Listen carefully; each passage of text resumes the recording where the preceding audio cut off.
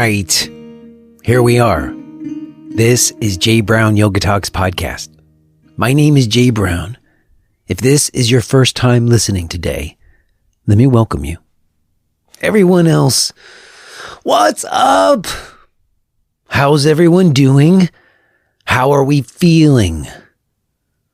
I, myself, am feeling somewhat nostalgic, I'd say. You know what it is? It's my birthday this week. I'm turning 53 years old. I don't feel 53, but I am definitely turning 53 this year. And my eldest daughter's about to turn 16 and will be graduating from her sophomore year in high school. And my youngest daughter is about to turn 11 and is going to be in 5th grade. It's so wild the way time happens. And for anyone who is listening to this show right now, who has been listening since the beginning, we are coming on the 10-year anniversary of this show. Can you believe that? 10 years. Really just blows my mind. And you know, I was reflecting on the show as I was seeing that it was like the 10-year anniversary. And I was like, do I want to do anything for that? I think I kind of need to celebrate that in some way. I'm not sure how yet. It feels like a huge milestone. And I was looking back at the stats of like the reach that this podcast has had over the last 10 years. And truthfully, the show does not have the same reach now that it had at other times. And there's a couple of different reasons why I think that is. Partly just like the atmosphere is different and like the amount of people who are listening to podcasts on a regular isn't as much. There was kind of like a heyday of people listening to podcasts like this. And really, you know, what it was is that from the year 2015 to the year 2020, I often really was looking to be provocative. I was looking to weigh in on things that were controversial, that would get people riled up. I was being somewhat reckless in certain ways about just, you know, putting things out there in a way that would get people fired up. And I was bringing people on and engaging with them in a way that I think on some level was looking to expose them for things that I questioned or things that I thought were problematic or whatever. And there was just so much of like a political atmosphere on social media. You know, many of you know I was involved in like a couple of cancellation campaigns, and at some point it just got so ugly. It got so dark and scary in certain ways. And so the increased reach, like more people listening, was because there was all these people listening who were like mad. They were like, they didn't like me. And it's incredible how many people will listen when they hate you. You'd think it wouldn't be the case, but if you put stuff out there that really is provocative in certain ways, especially nowadays, you'll get more listens. It's just the people listening are all not necessarily there for the reasons that I would want them to be there. And I just didn't feel good about it at some point. I didn't feel good about trying to be the one to, I don't know. I just didn't know where I stood with it. And I felt like I wanted to stick to first principles and the reasons why I care about yoga. And I made a kind of a shift. And you can see that's reflected in the reach of the show. Not as many people are interested in that, but that's okay. I sleep better at night because of it. And I did recently, as you know, have Norman Blair on, and we were talking about whether or not it's appropriate for yoga teachers to be advocating for certain political agendas, or maybe we have a responsibility as yoga teachers to advocate for certain things. And I sort of landed in a place where I wanted to have more of a neutral ground to stand on, at least when it comes to practice space. Like, we can have conversations. I'll talk to you about whatever you want. But when it comes to like creating a practice space as a teacher, I want that to be a place where anybody could come, even people who have diametrically opposed views. I feel like there wants to be a place where that could happen.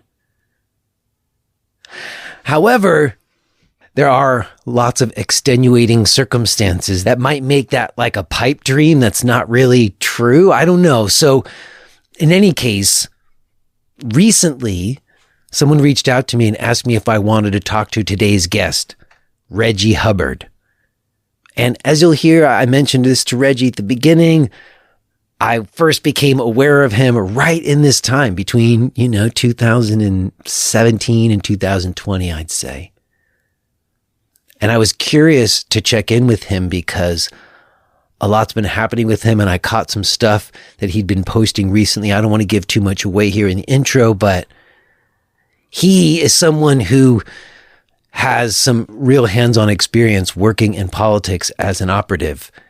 And he's also a yoga teacher and has healed himself through sound. And it was really cool for me to get a chance to connect with him and get his perspective and maybe get some more clarity for myself about how to move forward in the crazy environment that we live in these days. So really wonderful to have this opportunity to speak with Reggie, and it is my pleasure to be bringing it to you today. Real quick before we get to it, let me mention that if you're enjoying the show and you would like to connect with me in other ways, there's opportunities for us to do that. There's ongoing live classes and a weekly discussion group. Or maybe you would like to get access to the full-length archives and become a supporter of the show with a podcast premium subscription. You can find all of my stuff at jbrownyoga.com. Okay, y'all. I'm going to leave it there. We've got some stuff to get into, so let's do that. I will touch base with you on the other side. But for now, let's listen to this conversation that I had with Reggie Hubbard.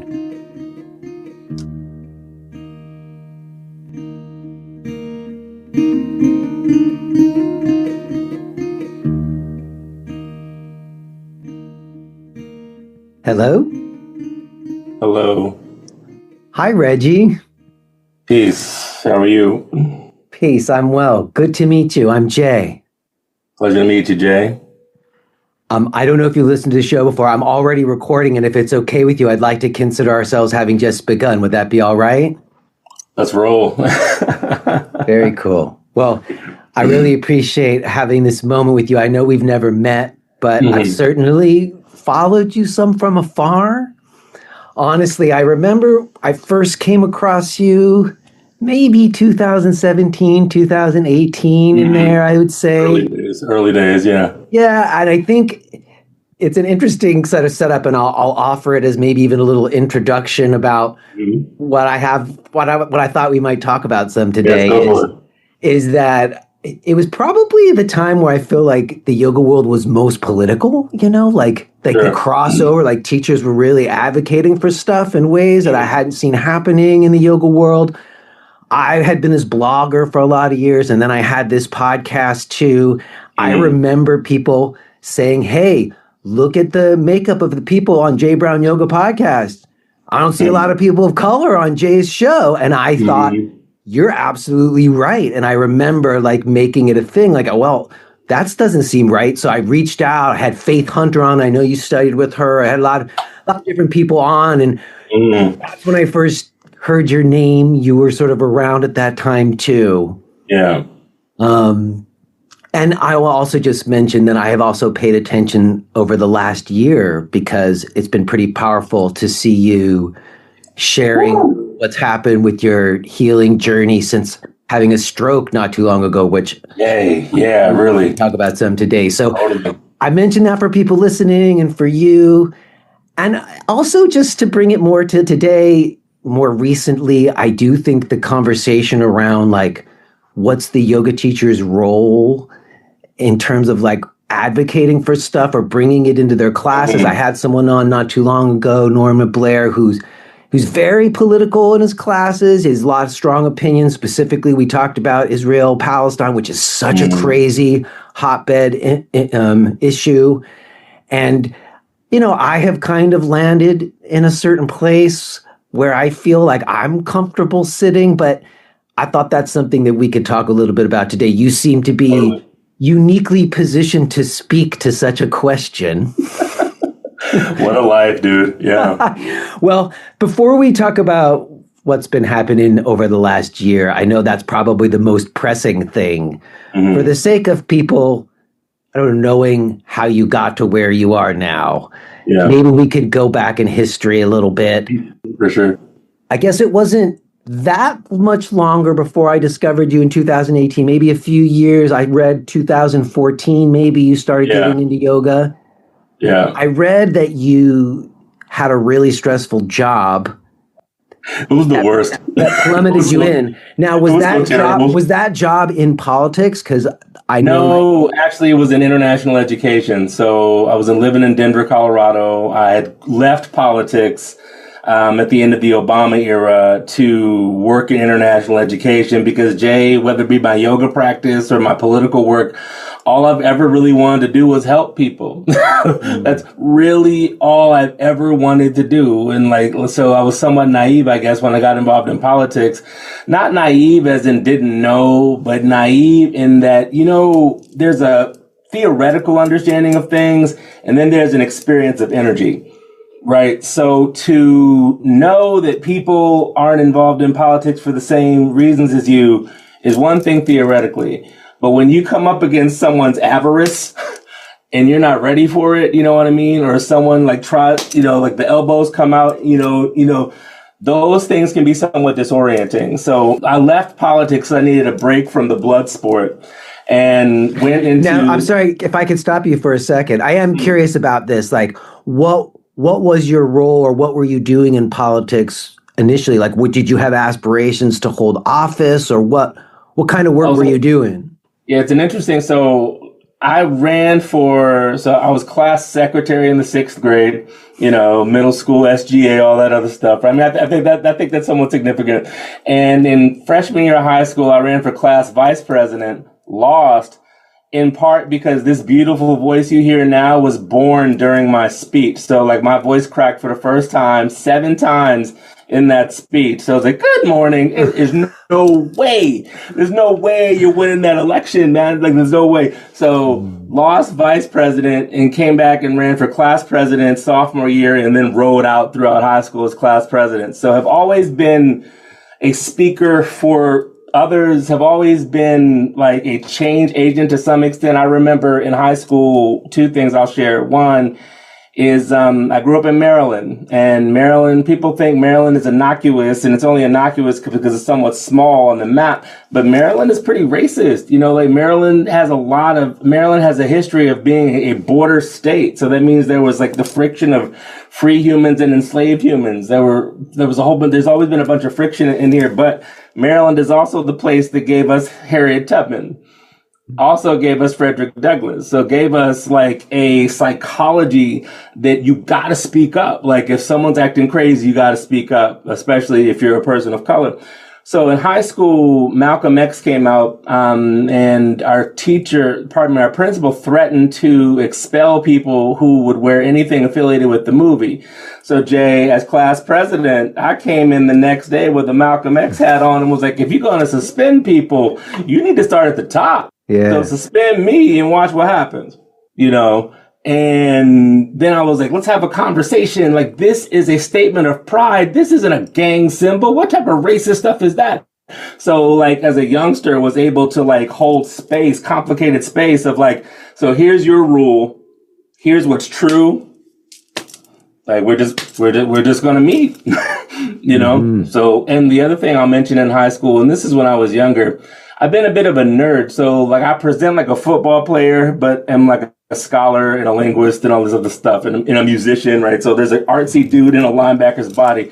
And so I remember in 9th grade, my guidance counselor asked me where I wanted to go to college. And I'm a big basketball fan, so that was the year Princeton almost beat Georgetown in the NCAA. So I was like, hey, I want to go to Princeton, whatever. And Jay, she told me, statistically speaking, if you go to college, it'll be community college. And I don't say that to disparage community college. I say the statistically speaking is because she was speaking about my skin color. Mm-hmm. And so she said all these other things, and 14-year-old Reggie, I do not know where this chutzpah, this brother was on fire. He was just like, so you've been asking me all these questions. I got a question for you. And she's like, what's that? I was like, my question is, how do I get a new counselor? Because you clearly have no desire to help me achieve my dreams. So why are we even talking? So from a young pup, I've always been like, okay, this is dumb. You know what I mean? Like I've always like had the instinct, and I guess I'm a Libra, so I'm kind of predisposed to that as well, depending on what your astrological bents are. So like justice, if it's unjust, I just incline that way. So when I was younger, sure, but as I got older, I never wanted the scrutiny of being the elected official. So I'm well suited to the life of the operative, the influencer, like the person who gets in the system and does all these things to try and effectuate outcomes. I'm well suited to that. But being I've always found it, and I've been the guy behind the guys. I've seen like candidate life firsthand. The sacrifice we ask of people to do elected office to be something other than what they are is unfair psychologically and spiritually. So I am too tethered to the notion of authenticity to do that. I got you. Well, okay, but when you got out of school, did you go to college? Did you study stuff? Yeah, I went to Yale, studied existential philosophy and history. My first job out of college was a roadie for a jazz band. And then after 6 months on the road, was like, I guess I should have a quote unquote real job. And so my buddy, he was a salesman for this software company in like Web 1.0 days. Mm-hmm. He's like, Reggie, I think you'd be a great salesman. I was like, man, whatever. I don't know what you're talking about. And my parents had just split up at the time too, so I was kind of all over the place. So took this job of not being a good salesman and basically exploded in the role. Like became top salesman, started running the business in my 20s. All my colleagues were in their 40s and 50s. So just running product management for a software company in the early 2000s. I remember the startup days. I had a gig too. Yeah. It was like booming. I was doing it was before Google, and I was searching around and writing reviews of websites on yoga. .net, right? I remember. Seriously, dial-ups and stuff. Yeah, so I was selling in Web 1.0 days, and became product manager. But, it just wasn't fulfilling. And then 9/11 happened. And I was in Arlington, Virginia, saw the plane hit the Pentagon, smelled it, all the things. So that like awoke in my existential philosophy major. And I was just like, we almost just died. Like, wow. Like, so that was super close. And that weekend I'd been in a house fire too. So I had like 2 brushes with mortality. One was a personal one. The next one was 9/11. And I just started noticing the way that my company why am I giving myself to this? And eventually quit that job, moved to Rio de Janeiro, Brazil, to learn Portuguese and just get out of the States for a while. Just have a bit of an expatriate experience. The Iraq war started when I was on my expatriate experience. And so I was just like, this war is bull. Like they're lying. But it was during Carnival season. And so I was like, I'm here for Carnival. Whatever's happening up there, I left, whatever. So I partied like a rock star and their entourage, during Carnival. And at the end of it, still cared. You know what I mean? I still had this like thing in my heart, like they're lying, and I got to go do something about it. That 14-year-old was still in there, huh? Dude, I was like, shut up. Yeah. We're at Carnival right now. Shut up, and got on a plane, tears in my eyes to go do something. Then the next thing you know, not 8 months later, I'm involved in John Kerry for president, running the logistics for the vice presidential campaigns of John Edwards.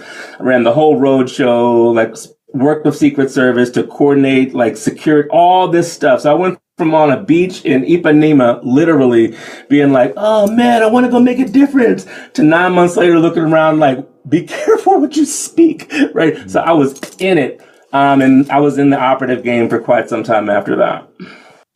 Wow. I mean, that's pretty intriguing for me. I mean, my perspective was, I remember like registering to vote for the first time in maybe 92, like sophomore in college. Mm-hmm. And I remember I hadn't even thought about politics at all. And I remember going to read the platforms for both parties. Totally. Yeah. Like reading them and being like, neither of these represent my interest at all. Right. Interesting. And I became a registered independent. And I was always a registered independent until 2016, when I changed my registration so I could vote for Bernie Sanders in the primary in New York. However, I got totally disenfranchised because they did a crazy thing and they changed the date. I had gotten it switched well before, and then they literally changed the deadline. Yeah.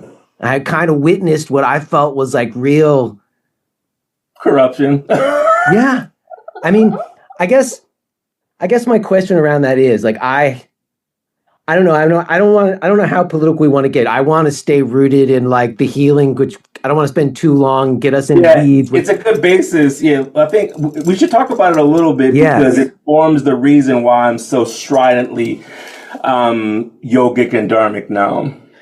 That's an interesting way to put it. Yes, I do think we should talk about it a little bit. I'm just prefacing, and I'm nervous because, honestly, a while ago, I sort of got clearer in my mind about like, what is this show for and what does it want to talk about? And like, there was a while where yoga teachers thought we should talk about everything that's going on in the world. Like we know about everything. And I don't think that I certainly was talking about stuff that was like out of my ballpark. Right. But more careful is all I'm saying. I'm more careful than I used to be. But, I'm the Venn diagram of a whole bunch of wild stuff. So. That's right. You are. That's why you're here today. So I guess my question has to do with, like, I really fell for the hope that Barack Obama's presidency offered. I remember reading his book. I remember being totally taken with his ability to speak to me in his oration. And I remember getting in a fight with my father-in-law, blowing up Christmas. Because he said a disparaging thing about him. Mm-hmm. I have to say, in retrospect, I don't feel the same. I felt very betrayed by that presidency. Sure. I feel like what happened to healthcare and what happened to all these things, that the hope that he stirred in me. Yeah. And then I have to say that 2016 election, I know you were working on the Bernie Sanders campaign. Very intimately. Yep, very intimately. I feel like we have amnesia about that. Yeah. And I really, it hurt me so deeply. And I really, the only candidate I ever donated money to was Bernie Sanders. When he was running for the Senate in Vermont, when I was in New York, I wasn't even living in Vermont. Mm-hmm. But for a while, I had this addiction to C-SPAN. It was before the internet. And I would just watch C-SPAN for hours. Because I was like, this is the government happening right here in real time on C-SPAN. And he would get on there, dude. The only person who said anything that seemed anything aligned with what I felt like the politicians should be saying was Bernie Sanders. I sent him money. So anyways, the fact that Democratic Party did what they did in 2016, it's like some people didn't read Donna Brazil's book. Mm-hmm. It really soiled me so deeply. Yeah. On the political process. And then, 9/11 is a whole other story, Yeah. So I guess for you, in terms of what your process has been. Yeah. I don't even know what my question is. I think I know where you're going with this. So, I mean, for me, I long ago gave up the notion that politics is sanctified. It is a broken system in a broken world. So as an operative, how do I use this broken system to bring about good results? That's kind of like to expect perfection from anything not spiritually based in the human realm is lunacy. But that's when I, like earlier when I was like, when I came up against, when I'm like, oh, I just want to help people. And then like avarice took me out of the legs. I was like, you know what I mean? So I personally maintain my values, understanding that I sometimes have to engage with systems that aren't that great to help as best I can. So, and the other thing I can say from the Bernie Sanders perspective is that as someone who was way involved, like I produced Bernie's concession at the 2016 convention because I was the only person in the world that was trusted by the Bernie Sanders world and trusted by the DNC. So I had to broker how because like Bernie Sanders people were yelling at these other people, and I was like, I would call people and I was just like, answer my phone call. Like, I'm not calling on behalf of Bernie Sanders. I'm calling you. Do this for me.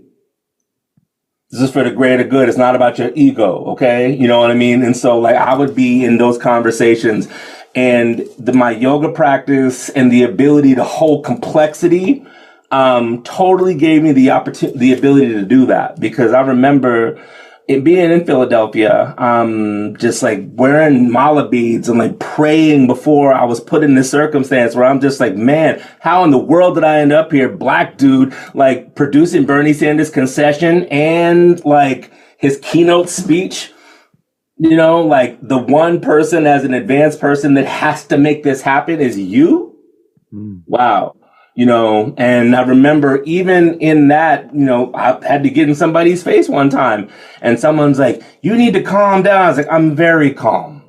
I'm very calm, which is why I'm speaking directly to you. Yeah, don't play with me. Yoga gave me the presence to be that self-possessed, not in an egotistical way, but to stand my ground, to speak truth in a shit situation, to make the best outcome. I get it. I mean, I just saw Bernie in an interview recently, sort of talking about this time, and I, you know, again, I feel like sometimes I wonder, you know, I understand the choice to say, okay, well, we're just going to support the Democratic candidate because we don't want the other side to get elected, like the vote blue no matter who kind of idea that gets put out a lot. But I do feel like the Democratic Party is just as much deserving of scrutiny in terms of advancing the goals of the people. I hear you, and I don't have that luxury as a person of color. Like, I do not have the luxury of seeing false equivalency, because there's one party ideology that is currently negating my existence as a person of color. So while I'm not totally enamored of democratic principles, especially as they've been actualized or not actualized because of a lack of courage, there is a willful operation to negate the existence of Black and marginalized people by a certain political ideology in these United States. So there's no equivalency there for me, as I currently exist in the world. Like when I was younger, I did have conservative beliefs. I grew up in the church. And so my first election, not many people know this, I voted for George Herbert Walker Bush, not Bill Clinton. So, because I was very conservative. And so, like, I've been on both sides of the spectrum. I think that also makes me uniquely qualified to be able to be like, I hear that, but this is bullshit. Or, yeah, you say that on paper, but your actions are this, right? So it's given me a lot of opportunity to like practice not only discernment, but to speak truth to power. Like, one of the things when I worked for Move On, as an advocate, that was my calling card is like, you may not like what Reggie has to say, but he's not going to lie to you. Like, he's going to be truthful with you. Like, if you are a friend or if you are like against him on the issue, like, he will hear your side. He will give you a fair hearing and then tell you what he thinks. And you may not agree with it, but you'll always know where that brother's coming from. And I credit yoga and meditation for that level of not only authenticity, but integrity. So you had been practicing yoga for a couple years before you got to the Bernie Sanders campaign. Yeah, totally. And you had mentioned that you had that other job that wasn't politics, it was in international education. You had taken that little break away from politics. Totally. Tried to step away, but couldn't. Yep. So what was the impulse to yoga? Why yoga? I ask because you're talking about the Black experience, and I acknowledge what you've said, and I appreciate that perspective. I'm glad you're here to express it. I would say I have a memory probably from maybe 2004, 2005. Totally. Even before I had the podcast and people were saying, hey, where's the representation? I remember being in a class and there being a few Black women who had come to my class who I got into conversation with. I remember asking them because it was just very rare. I just never had Black people come into my class. You're right. I said, if you don't mind me asking, I'm curious about why that is. Why do Black people not go to yoga classes more often? Right. And they, without a beat, said, oh, most of them are Christian and go to church on Sundays, and it's frowned upon to go to yoga. It's like, totally. Like a cultural, religious barrier. Totally. So what was it for you where you I grew up in that background. Yeah, and you said you were conservative, so it's not like you had models for Black men going to yoga classes. It doesn't sound like. I'm curious what made you go? What was the impetus? Yeah, so very, very long story short, I applied for 2 positions in the Obama administration because of all the work that I'd done in the Democratic apparatus. I was like, of course, a Yale graduate who has paid his dues and is of course there's a place for me. So very long story short, I applied for 2 gigs, made it to the top 2 for both, got neither one. Pushed all my political chips in the thing, lost a hand. You know what I mean? Thought I had the cards and then, lost a hand. That's the equivalent of asking someone to marry you and them telling you no. You're like, I gotta leave town. Like I don't belong here anymore.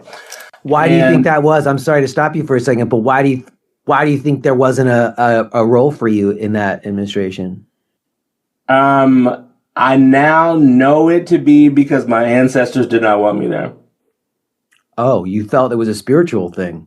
I know it now. Like, that's interesting. Yeah. A less evolved interpretation is racism. And to some extent, that may be the truth. But how I move through the world now, Jay, in 5 years, I've gone from not teaching at all, really talking to a dot on a screen to like my face on a wall in Kripalu, like me doing this sonic thing, like gongs and shit with the Omega Institute. Like, so my ancestors wanted me here. So that's how I can make that discernment. You know what I mean? Like, if it ain't, my grandmother, rest her spirit, always used to tell me, baby, if it's yours, it's yours, and can't nobody keep you from getting it but you. And I tried, Jay, I tried to get into this political thing. I tried to do all these things. I tried. But when I said yes to being a teacher, the world was like, wow. It was like, we've been waiting for you. Just what took you so long, So that's why I say it's spiritual. And I'm blessed to be able to say that with certainty, because I think my stroke has given me that level of clarity on some things. You look back at stuff with old eyes new eyes on an old situation, and you're able to practice discernment. And so I now know beyond a shadow of a doubt that it wasn't mine to do. I mean, I had all the things on paper. Yale, and paid my dues and knew everybody and called in favors. Like, all these things didn't tip the scale, but in the teaching practice, you feel me? You know what I'm saying? I really do. I mean, I feel like it's a somewhat common refrain for folks of a certain like Gen X generation, maybe, where we were rejecting like the religions of our parents and like the kind of job of like working 9 to 5 at the office. And I was an electric bass player and weird avant-garde music. There was like, I just had somebody on, we were talking about like the art music scenes in Los Angeles and in New York. Totally. And I had an apartment in Manhattan for $400 a month for like 10 years. So you could be an artist and kind of people, and yoga fit right in there. And I would say for me, yoga represented something ancient and sacred, like when you point to your ancestors. And it, for me, felt like a place I felt more comfortable, because the world we were just talking about, this politics, this world that's so unjust and totally. kind of full of lies and deceptions, it seems to me. Yoga, it's like Patanjali's like first rule: don't lie, don't steal. I'm like, amen. Like that's where I want to live more. So the pull to yoga, totally. And so it makes sense. What was the first class like? What kind of class was it? Was it like a high yoga class or an Ashtanga class? So the other thing about that story is that when I didn't get those 2 jobs, I was like, okay, I'm about to go through the dark night of the soul again. Mm-hmm. So here are my rules to navigate the dark night of the soul. I'm only going to say yes to shit I've never done before, things that lower my blood pressure, and things that are artsy and free. So there was this Dali exhibit at the Hirshhorn I went to like 2,000 times, you know what I mean? And so it was totally in this like surrealistic thing, navigating the questions of life through a surrealist lens. It was just an amazing experience. And then one of my homegirls came up to me and was like, Reggie, you should come to yoga with me. And I was like, never done this before. Here it lowers blood pressure, artsy and free. All right. Gotta say yes. You said you were going to say yes.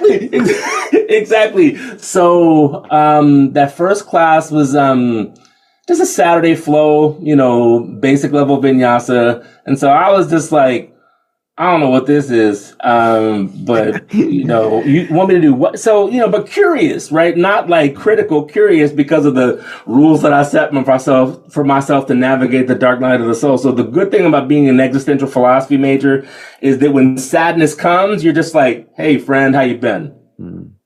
As opposed to, what is this? Like, no, this is dread. What's up, dude? You know what I mean? So this is the natural state of affairs, or whatever. Totally, right? Like, hey, brother, how you been? Haven't seen you in a while. Angst, what's good? So the way my body felt after the class, I clearly didn't overdo it. And so that means the teacher was worth it. You know what I mean? And so the way I felt and the way it made me process the heartbreak of not getting those 2 jobs after like pouring myself into it. So it's the physical, the metaphysical, like at the same time. That's it. That's the thing. There's some connection. You're like, I don't know. It's hard to articulate. Why does doing breathing and moving exercises or sitting do something to help heal me of this deep thing in me over not getting those 2 jobs or getting turned down in that way or whatever? Right. So it lightened the load of the dark cloud. And I was like, this is interesting. So bought a 30-day membership, new studio, wore it out. You know what I mean? Costed them all kinds of money on that dumbass offer. Right? Totally. But then got this job in Denver, Colorado. And moved to Denver, Colorado. I had worked with them the year before, so it was under the pretense of, Reggie, you're going to come and help us expand the program. You lived in Brazil, whatever, Biden told me himself, if I need anything from his office for Brazil, to call his office, because I'd done this work for Biden and Ms. Obama. Mm-hmm. So come into this nonprofit with all these favors, thinking I just want to help people. Mm-hmm. Jay, I swear, on day 6 in the job, someone said they felt threatened and that I was undermining them. So I went from being lead of the program to shackled. And that 30-day membership at Yoga Noma in Northeast Washington, D.C., I went into Kindness Yoga, which no longer exists in Denver, Colorado, but I was a huge Kindness member. They one of my yoga teachers in Washington was just like, okay, go to Kindness Yoga in Denver. I was like, okay, cool. I went in there. It was February 10th. I'll never forget. I had $100 in my pocket. I had just been in this meeting where the woman who hired me got in my face and said I was a waste of headcount. I'm from the East Coast, brother. Like, you get out of my face. You know what I mean? Like, who are you talking to? And Medusa, where'd you come from? You know what I mean? So I'm like all these things are in my head, but I can't say it because it was early in my career. Like, I moved across the country with money I didn't have, and I'm kind of stuck in this job.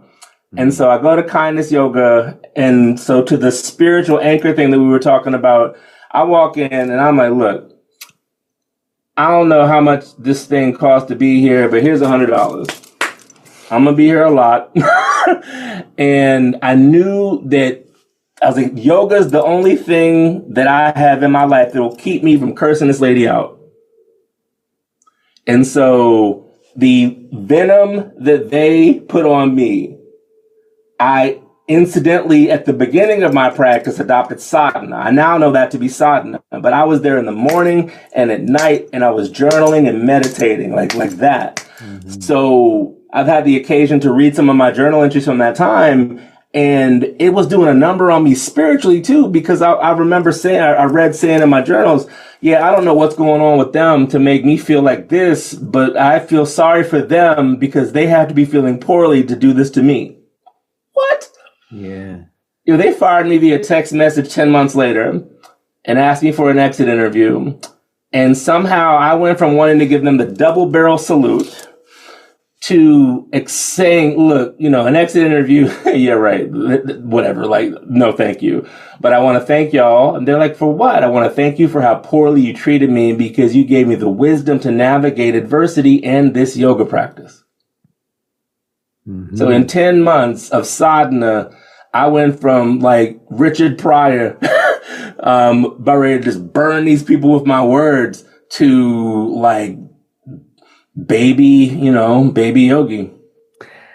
I get it. I've often talked about it on the show here that there's these inflection moments in people's lives, and yoga, it's like that's where the rubber meets the road with your yoga. And that idea of, oh, at one time in my life, I would have flown off the handle at that situation, but there's like a little space now where I get to decide a little more about how I want to respond. I'm not just in reaction. That sort of that liberation, Jay, was epic to me because like I had a lifetime of like burning people with my words, and then when what once was reflexive became directive, I was like, what? I can discern how to use this. What? Right? Just the whole thing. It's the philosophy major and my sadhana practice. It opened. I was basically like, I'm all in on this thing, man. So the Bernie Sanders campaign happened after that. And I used the Bernie Sanders campaign as kind of like a mulligan. So I had done campaign work before and almost killed me. Like, how might I use this with this yoga practice to find redemption? So like, it was just this whole process of how can I use this deep practice to realign my life? So you try to bring your yogic lens to your political work. Dude, yeah. Okay, how did that go? Was it crushing? I mean, I don't know. Like, I guess for me, the yogic lens in some ways was a way to was the antidote to it, but like to try to bring it in. I don't know. Did it go together? Did it serve the purpose, or how did that go? It has been interesting. Like, I learned a lot about non-attachment. I learned a lot about Satya, I learned a lot about Ishvara Pranidhana, you know what I mean? Like, I'm not here. Yeah. Like, it's service. Like, it's in service to collective liberation as opposed to, this is how I minister to activists now, because like my activist creds and my yoga creds are par excellence. And so when activist folks are just like, Reggie, I can't drink myself through this administration, I was just like, so now you understand why I've been saying meditation. Now you understand why I've got all these gongs and sound bowls now. Like, it is psychological warfare they're perpetuating upon you. So fortify your mind. And these are the practices that fortify my mind and body to be of service to healing and liberation, and not this nonsense. I don't even dignify it. You know what I mean? So the yogic lens in politics it has allowed me to do what I always wanted to do, to be of service. So I can now minister to folks who wouldn't, like, I teach folks that Yoga Land can't get to. Right. They, I remember you from such and such. yeah, those chain smoking days, me drinking bourbon for breakfast, thinking I was hot shit. You know what I mean? No, I was killing myself, and I was killing myself because I didn't have a way to articulate my expression and my frustration. So like, this is the process through which I articulate both, which allowed me to. If you are hearing this message, then you're listening to the free version of J. Brown Yoga Talks. To hear the rest of our conversation, please subscribe to Podcast Premium at jbrownyoga.com/premium.